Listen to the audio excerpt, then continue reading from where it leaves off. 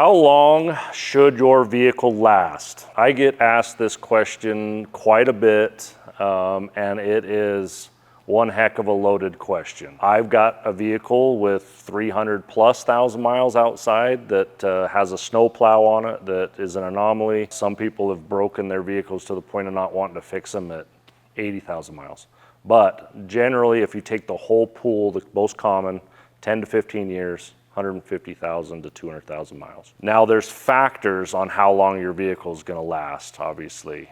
Why would one person's vehicle last 80,000 miles, somebody else's lasts 300,000 miles? Here's some factors to think of. The first factor you should think of is what you use the vehicle for.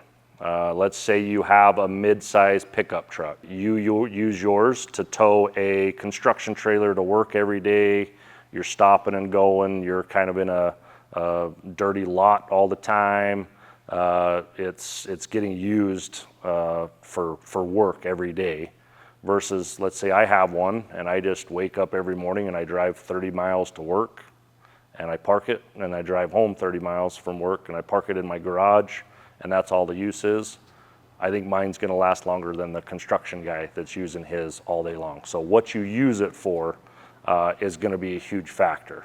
The second one, and the one that I feel like is the most important, is how you maintain it. There's some people that don't believe in maintenance. They just buy a vehicle, they drive it until something breaks, and then we tow it in here and we fix whatever broke. That's great, we need those clients, but my best clients don't do it that way. And then there's people that pay attention to maintenance schedules and stuff like that, and they prevent things.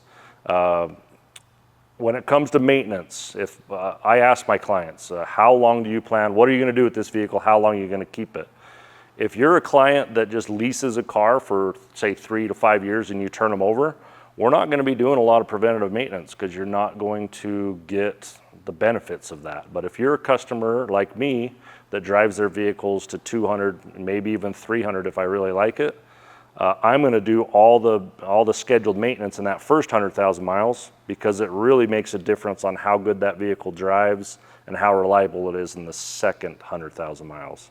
So keeping up on good clean fluids in a vehicle, the best thing you can possibly do to avoid having to get a different vehicle and having major failures, and just keeping an eye on things, just having my mechanics look at my vehicles every time they come in for an oil service, and if there's anything showing up that isn't quite right, I have them take care of that before it becomes an issue, before I'm in the middle of a road trip and having my truck getting hot or whatever it might be. The third factor, honestly, is who's driving it. Some people, I don't know, some people are bad luck. Some people are just a little bit harder on vehicles. Brakes. We have about the same 3 lines of brakes that we like to use in our shop for our vehicles and our clients' vehicles. Some people can go 100 to 200,000 miles once we've replaced their brakes, never have an issue. Some people can chew through those babies in about 30,000 miles. You know, the guy that's up on the mountain every day in the winter, he's skiing, so he's going up and down the ski runs every day. And then he's taking his mountain bike up and down there most days in the summer. Obviously, he's going to wear out things a little bit more than, say, my wife that just gets in her car and drives 10 miles per hour to the Pilates gym in the morning, right? So who's driving it and where they're driving it to makes a big difference. And flat out, some people are just harder on stuff. You know, when I was 16, 17, 18, I broke cars because I drove pretty aggressively. Now I'm the guy that you're honking at because he's going 5 miles per hour under the speed limit in the center lane on the freeway. So I don't break things as often. But who's driving it and kind of what their kind of their driving actions are like, that does actually make a factor on how long their vehicle lasts. So generally speaking, when you're buying a car for your new driver, you're usually not planning to have that vehicle 20 years later.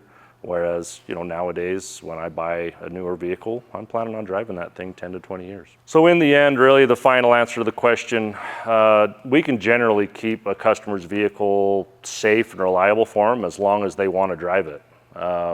It just kind of becomes a point of diminished value, right? So if a customer's got a car that's 15 years old and now all of a sudden it needs $10,000 to repair, if they love the car, we got customers that do it. We'll put $10,000 worth of work into a car that they could maybe sell for $7,000, $8,000, and they choose to do that because they like it and they don't want to get a different one, and it makes sense to them.